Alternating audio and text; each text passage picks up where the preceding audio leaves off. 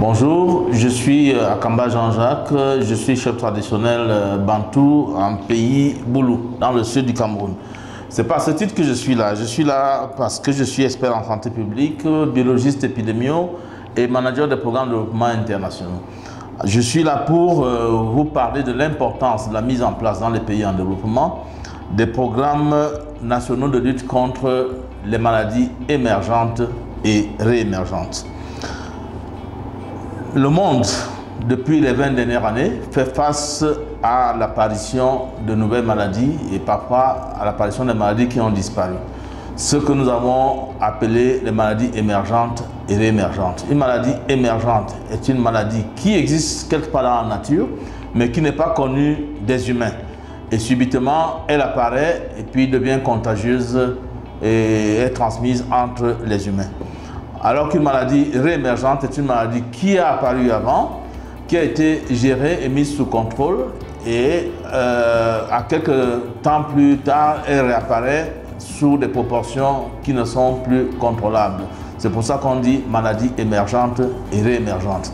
Nous allons utiliser le sigle MALAIR pour les désigner. Maladie émergente et réémergente. Ces maladies, la plupart des maladies qui arrivent aux hommes, qui attaquent les humains, sont des maladies qui proviennent des animaux, ce que nous appelons des zoonoses. Les maladies émergentes et réémergentes sont également des zoonoses. D'où l'importance de mettre en place des programmes pour contrôler et suivre de manière méthodique et méticuleuse les maladies que font les animaux et qui ont un risque de transmission à l'homme. Ces programmes, une fois que ces maladies sont passées à l'homme, elles deviennent transmissibles d'homme à homme et se propagent à travers une communauté, à travers un pays ou à travers le monde entier. L'exemple de ces dernières années de maladies émergentes et réémergentes, nous allons parler de la grippe aviaire qui est devenue humainement transmissible et il y a eu des cas de transmission d'homme à homme. Donc on parle de la grippe aviaire humaine, de la grippe porcine humaine qui a affecté les porcs et qui revient de temps en temps avec des épizooties qui sont des épidémies déclarées chez les animaux. Nous avons également vécu le cas d'Ebola qui est passé des grands singes à l'humain, mais localisé à un moment donné dans une partie du continent.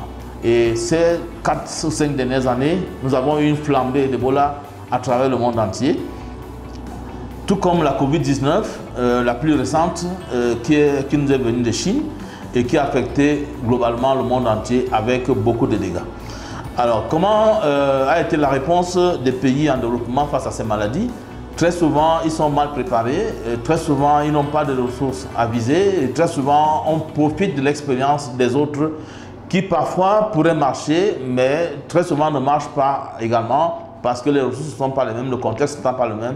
Ainsi, les moyens n'étant pas les mêmes. C'est pour ça qu'il est important de mettre en place des programmes nationaux de lutte contre les maladies émergentes et réémergentes qui ont l'avantage de mettre en place des ressources, de les roder et de les rendre permanentes, qui ont l'avantage de faire une surveillance permanente de ces zoonoses-là, mais également au moment où les épidémies se déclenchent, d'avoir des équipes qui sont prêtes à attaquer ces épidémies.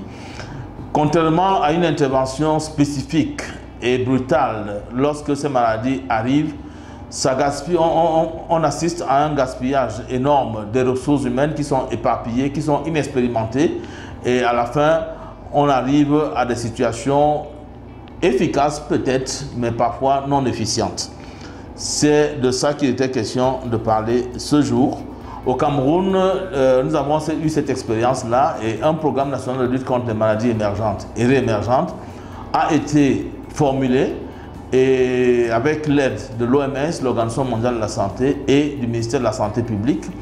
C'était une demande, une commande publique du Premier ministère qui a été effectuée et nous attendons que cette commande publique soit mise en œuvre.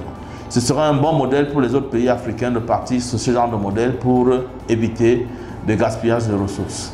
Je vous remercie et si jamais il y aura des questions, je sais qu'il y en aura, mais s'il y a des questions, faites-nous un retour pour que nous puissions être plus expertises. Merci.